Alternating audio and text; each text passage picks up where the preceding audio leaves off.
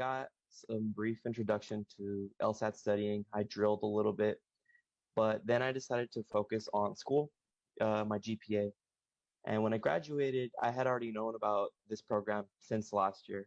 When I graduated, I planned on signing up for this program. And oh yeah, that's where we are now. I've been using LSAT Unplugged over the summer. I'm hoping to take the November LSAT because that's the one I feel most comfortable taking. And I'm hoping to hopefully attend law school next fall 2022. Fantastic. Well, I'm glad to have you on board, and I'm glad to help however I can. Any particular challenges that you're facing where I could support you? So one of the biggest things that um, well, this one's a little more minor, but when it comes to the section I have the most, I guess, struggle with is reading comprehension. And reason being is that it's hard for me to not pay attention. That's not the word I want to use, but focus at times. My mind will wander. I'll be reading, I'll forget what I just read, and I'll have to reread. And that's something that's been giving me a hard time because the basic questions like what was the passage about, sometimes I'll blank because focusing and reading the passages is really difficult for me. When it comes to games are my best section. I feel like I'm interacting the whole time, but reading comprehension, that's the one hill that's been the hardest to like cross or get over.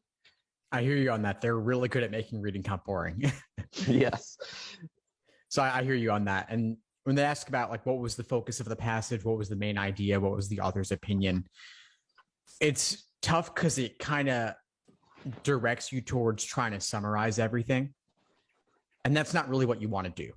It's not about summarizing. It's about thinking to yourself, what was the main thing the author was trying to communicate? Why did they write this? If they could only leave you with one central idea, what would that be?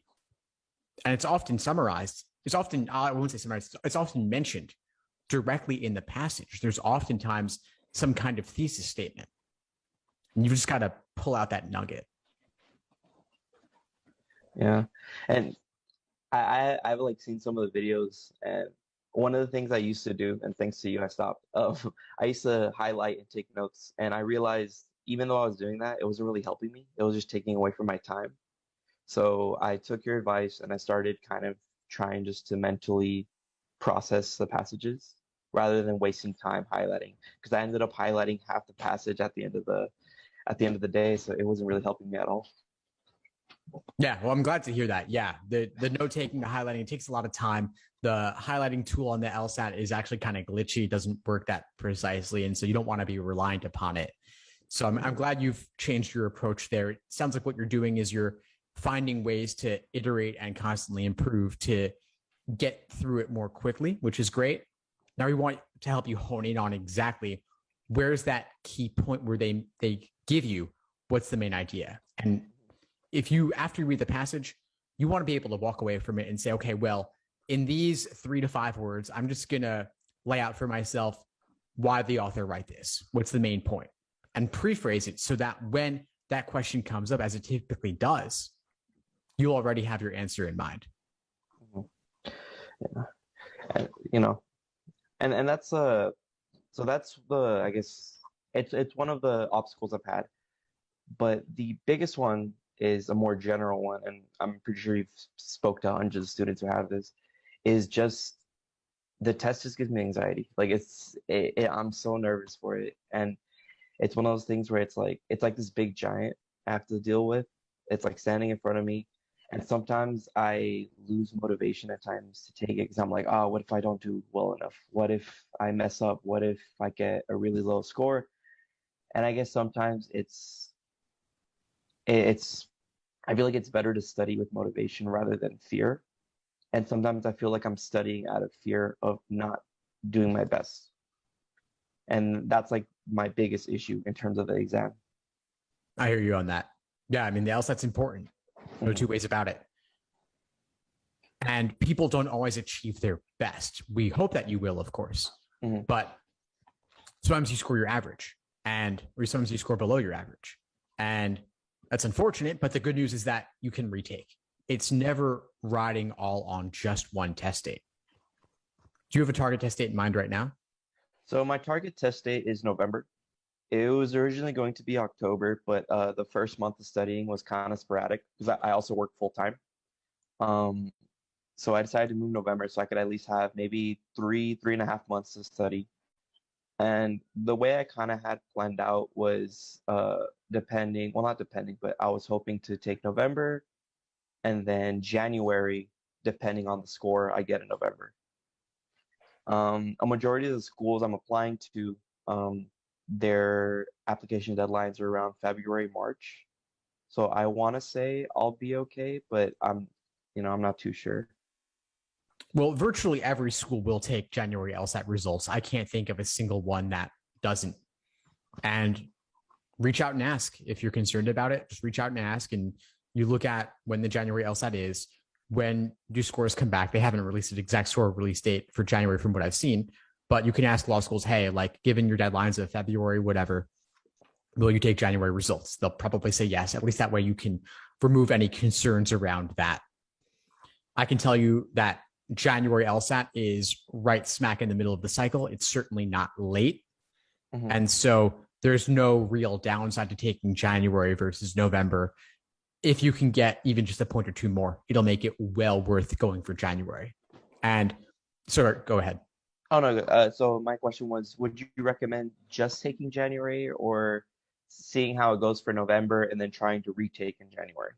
If you're pretty close to your target score for November, I would take November just to see what happens. Okay. And that gives you multiple at-bats to get a higher score. I recommend that pretty much everybody retake.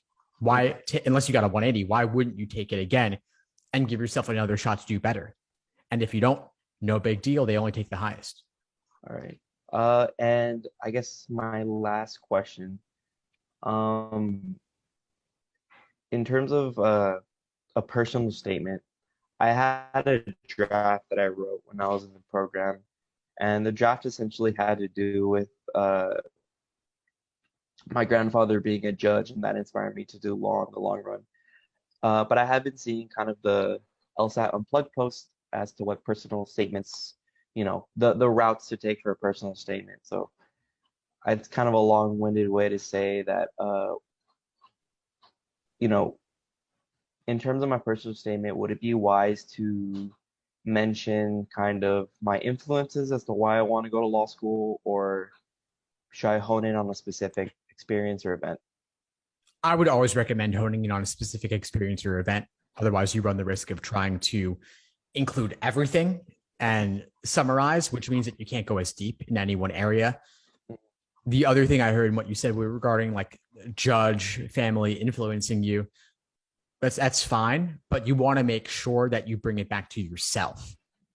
So it's okay to mention that someone else inspired you, but you want to bring it back to talking about yourself, your motivations, your experiences. Otherwise, it ends up being more like a biography rather than more of like an autobiographical essay in nature. But again, I don't want to suggest that you try to be comprehensive. Rather, I'd suggest going deep with specifics. Okay. All right. Well, that's good to know.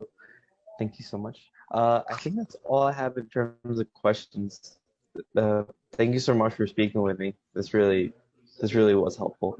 My pleasure, Angel. Of course, if you need anything else, feel free to reach out anytime. Of course. Thanks so much, Steve. Thanks for tuning into the show. Please subscribe if you haven't done so already to be notified of new episodes as I release them. And feel free to reach out if you need anything at all as you move forward with your prep. I'm happy to help however I can. In the meantime, I'll wish you all the best and take care.